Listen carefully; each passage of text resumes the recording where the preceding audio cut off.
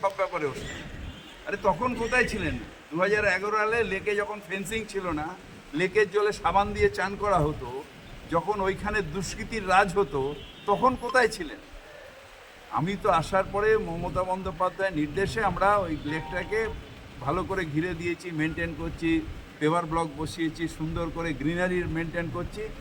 Lake থেকে গাছ কেটে কেটে চলে যেত। বাড়িতে কারোর নেমন্তন্ন হলে লেক থেকে গাছ কেটে বামফ্রন্ট আমলে চলে যেত। কোথায় ছিলেন আপনারা? প্রোটেকশন তো আমরা দাঁড়ান, প্রোটেকশন আমরা দিয়েছি। আর এগুলো হচ্ছে সস্তার রাজনীতি। কি হবে?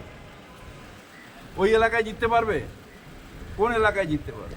ও সস্তার রাজনীতি। আমরা এমন কিছু করতে দেবো না যেটাতে প্রকৃতির ক্ষতি হবে, যেটা প্রকৃতি ধ্বংস হবে, সেই কোনো কিছু করতে দেবো না।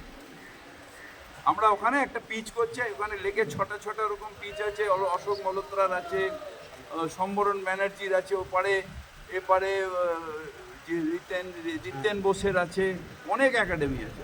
এরা একাডেমিও করছেন, এরা বিনা পয়সায় কিছু দুস্থ ছেলেকে খেলাবে আর নিজেরা একটু প্র্যাকটিস করবে ওটা দিয়ে, যাতে আরও ওই সেলিব্রিটি ক্রিকেটে বাংলায় যাতে আবার চ্যাম্পিয়ন হয়। বাংলাকে নিয়ে এত রাগ কেন যে সেলিব্রিটি ক্রিকেটে প্র্যাকটিস করতে দেবো না?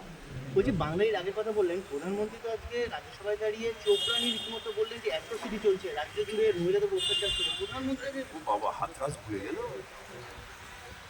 ভয়ের চোটে এখনো এতে যেতে পারেনি, কি বলে ওটাকে, মণিপুরে যেতে পারেনি। মালা পরিয়ে যারা ধর্ষণকারী তাদের মালা পরিয়ে আহমেদাবাদের জেল থেকে বার করছে। আর কত ন্যাকামি করবে, কত ন্যাকামি করবে? হচ্ছে না, ধস নেমে পড়েছে, এরপরে আর হবে না। ওই সব বলে লাভ নেই। বাংলায় আমরা দুর্গা পূজা করি, কালী পূজা করি, সরস্বতী লক্ষ্মী পূজা করি। বাংলার প্রত্যেকটা মহিলা আমাদের কাছে দেবী। আমরা মাতৃ আরাধনায় আমরা ব্রতী হই। তাই এখানে ওইসব করে লাভ নেই। মহিলাদের সম্মান জানাতে বাংলার থেকে শিখে যাও।